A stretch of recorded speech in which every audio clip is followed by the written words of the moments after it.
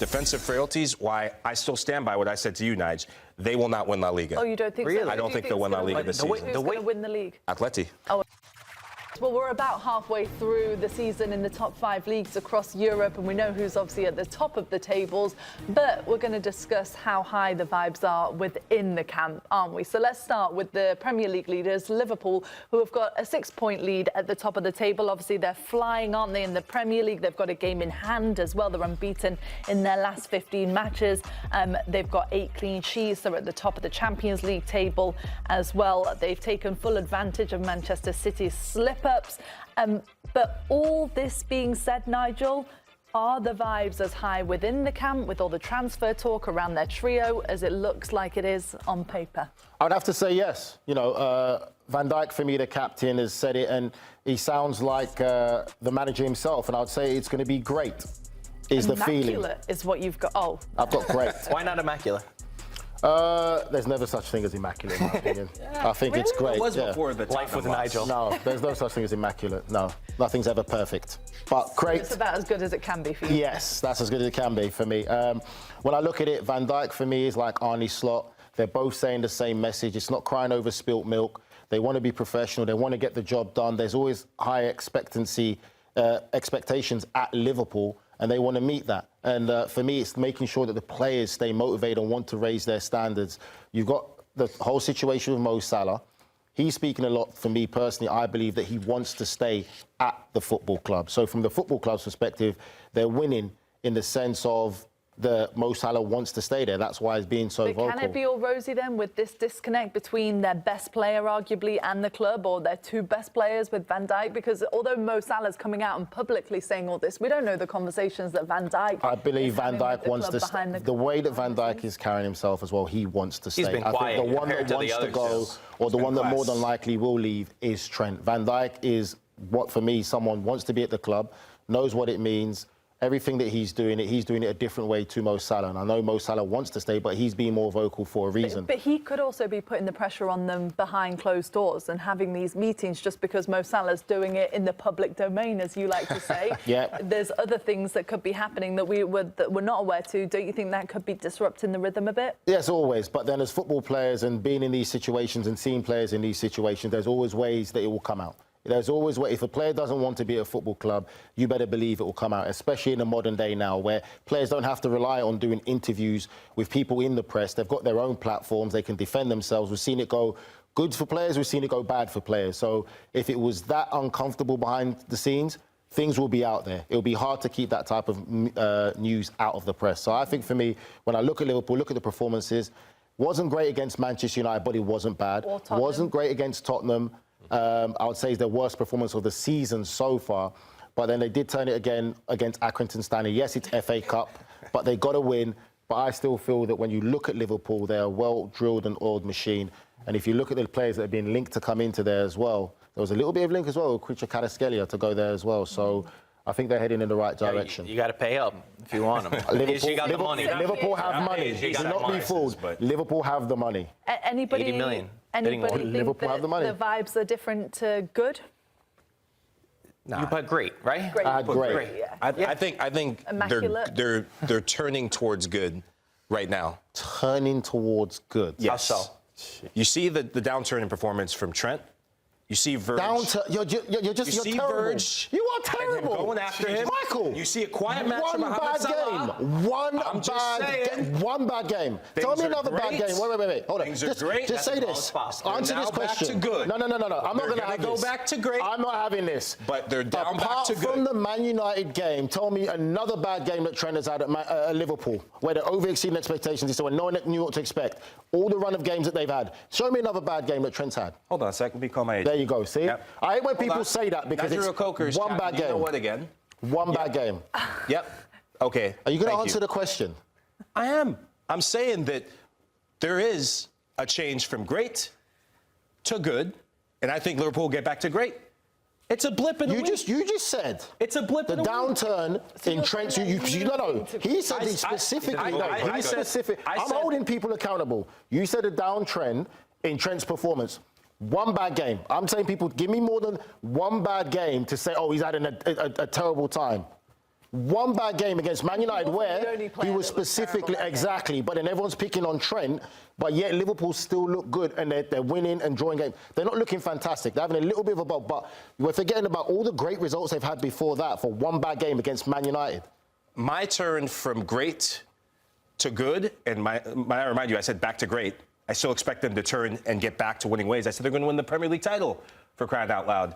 Is that this distraction, if it's not sorted out at some point sooner or later, it eventually affects all football teams. But I so don't care far, who you are. so far, it's been pretty far. good, though, right? No, I mean, they've had those situations, and they're still winning I games. completely disagree. I think that's something But that I think it's down to good. I think that's the media trying to push this narrative and thinking, oh, it's going to be a distraction. No, because I hate when people do that. Oh, his head's turned because of Real Madrid. I've heard it so many times in my playing days from older players and older pundits. Not at all. I think that is just an easy way out because no one's there in these conversations. We've all been there in different scenarios like that, and it's just an easy way. Oh, his head's turned. No. Marco, what do you think it's great or immaculate? I would say great. I would definitely You're say not great. gonna And I think to Nigel's point about that, it's easy to find reasons why to poke holes in places. Like, if Salah was not doing well, everyone would say, oh, but it's his contract situation. Yet, the reality is he's got this contract situation, and he's performing out of his mind. He's doing incredible. So, I think Van Dijk as well. And Van Van Dijk, Dijk is still showing he's the best centre back in the world. These contracts because it's all going well so far, so maybe delay the process a little bit more, and then they carry on playing. I think it's Do you know hard what? to poke any more I just want to make a quick Liverpool. point as well. People were saying that, oh, you know, it's these players, but no, it's the club. Liverpool dropped the ball. There's no way you can let these three players, your biggest assets at the club, your most valuable players, get to this stage. Liverpool have to take accountability for that. And then people want to say, oh, but we don't know if they're offered contracts. You better believe in this situation there, someone will be there whose responsibility that is will be trying to cover their ass right now.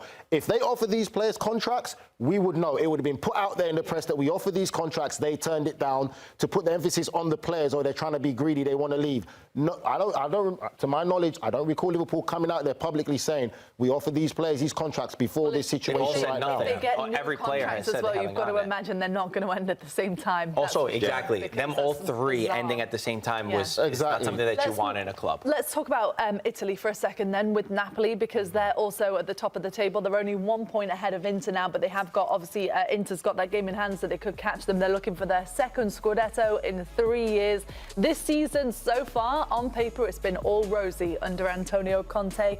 Where's the vibes within the camp for them? I mean, it's been phenomenal in terms of the results. And when you think about last season where they finished in 10th place, the fact that Antonio Conte was able to get this reaction, 44 points after 19 games, I'm going with good. Because the only reason why I'm not going with great is because of all the things that are coming out right now with Kvaratskhelia, and you might be losing your best player, your most creative asset. That's it. For the results, for what they've done on the pitch, has it been the best football in the world? Has it been revolutionary? Absolutely not. But they have gotten results. Only 4 times in their history have they gotten 44 points after 19 games besides this year. So they're the most improved team in Serie A. It's just this last week or so that Kvara comes out and says that he wants to leave. That puts me on good. And if you're a Napoli fan, you never want to say that things are great or immaculate. But I also... gotta keep your feet on the ground. There's the truth that comes out. That's the truth. We went to Naples. This is what the Italians tell me all the time. We're so superstitious. We don't like to say anything before it happens. We went to Napoli way before they won the Scudetto. It was like, we are the champions. We have won But at that point, yeah, it was that, yeah. automatically It's done. not 19 games. So Yeah. Was the... Yeah. Go on. do you still have the same faith and vigor that you had at the start of the season that they will go the distance? Yeah, I do. I think With that. or without Cavada? Without Cavada, they can Well, go they have the to get a distance? replacement. Yeah. Okay. They have to get a replacement. That's without a doubt. I think Federico Chiesa would be a great option for them. They're talking about even Garnacho because Manchester United has to sell players, so that could be a really interesting player to bring in. I think that Napoli are actually higher than where I would have put them at this point yet, because we haven't seen the great football. We still have not seen the dip from Inter and Atalanta playing in Champions League football. I think Inter are going to go far. So come April, come May, when they have to play in those competitions, that's where we'll see that gap widen even more. Maybe they're going to drop, but at this point, they have been brilliant. Brilliant. They've been Is unpalatable Chiesa enough football-wise. for Kvara? Is that enough of a straight swap? Because they're going to get a lot of money for Kvara, aren't they? They're going to make, 8 times their money on him? Yes, they purchased Kvara for $10 million. and he'll be sold for 80 million. They made a mistake not selling him for the 120 in the summer. And the truth is, the reality is, Kvara's not been the same player that he was the first season at Napoli. He's not been that superstar, world-class, world beater, doing everything on his own. He was figured out a little bit. And I think that it's okay to sell. Also, from Kvara's perspective, he's getting 5 times the salary offered at PSG. He's 18th in the ranking at Napoli.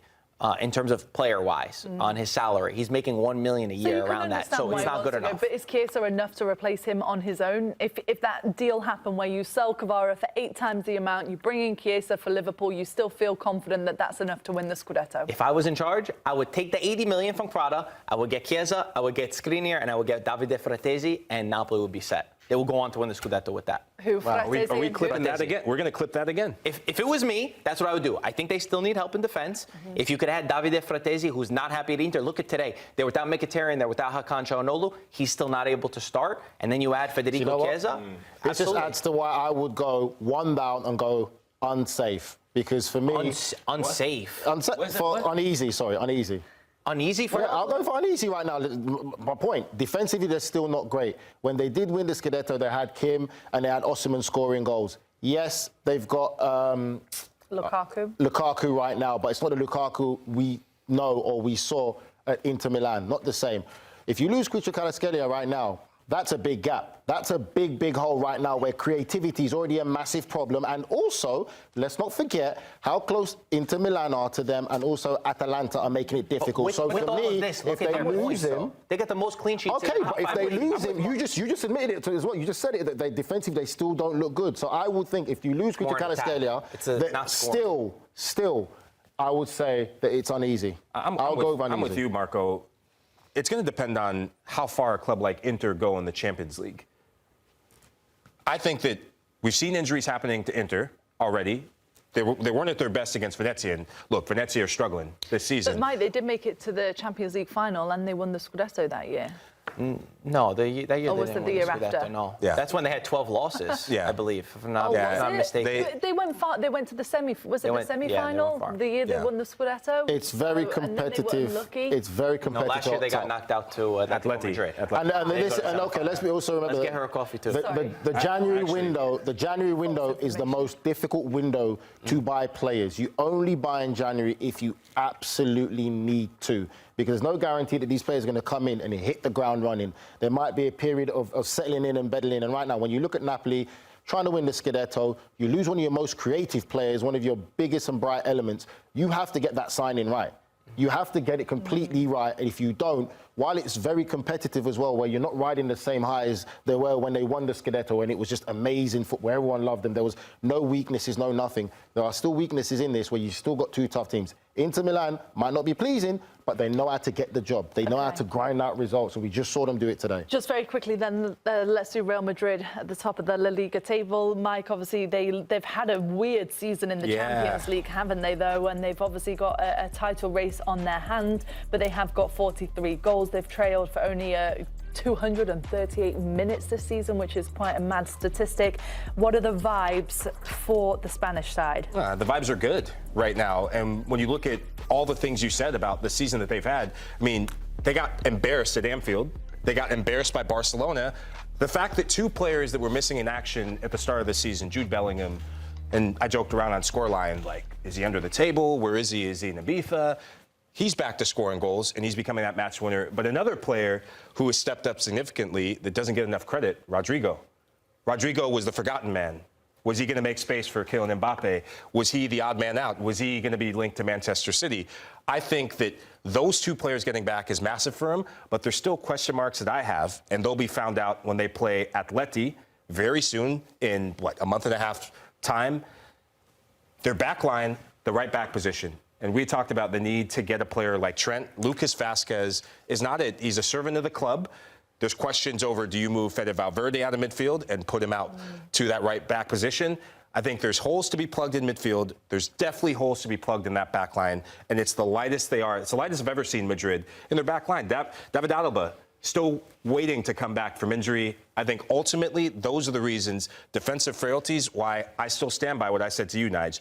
They will not win La Liga. Oh, you don't think so? Really? I don't think they'll win La Liga this season. Who's going to win the league? Atleti. Oh, you think? Okay. Would you like to Atletico put a Madrid. beautiful wager on that? Let's put a wager. Because I know you're a tight one. So let's put a nice expensive bottle of wine. Okay. Okay, Define Mr. Cheapy. expensive. Define expensive. Just because it's him. $150 bottle of wine. Boom. I thought you were going to say 300. That's cheap. All right. Yeah, right. So you have I've seen the Atletico wine to you win drink. La Liga, you have Real Madrid. The best defensive Real side Madrid. in La Liga, who also has one of the most unsung heroes in La Liga, and Antoine Griezmann. Julian Alvarez has been outstanding. Wait. What's You have Julian Sorloth, Alvarez's who's been return at the outstanding. moment?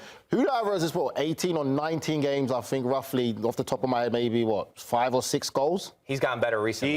He has growing. been outstanding for Atleti. Slow start. 18, I'll give you 18. slow Start, but he's outstanding been is about outstanding. 18, 19 games with 5 or 6 goals returned. That's outstanding now, right? Who that's the did standard. he score against? I'm in just one of saying their that's the biggest matches? standard. He's been He getting was a lot better outstanding recently. against Okay. Barcelona. He was one of the key Where's reasons Grella when I need him? Grella, why you take the day off? Does anybody Clip have that. Madrid winning the Champions League this year, by the way?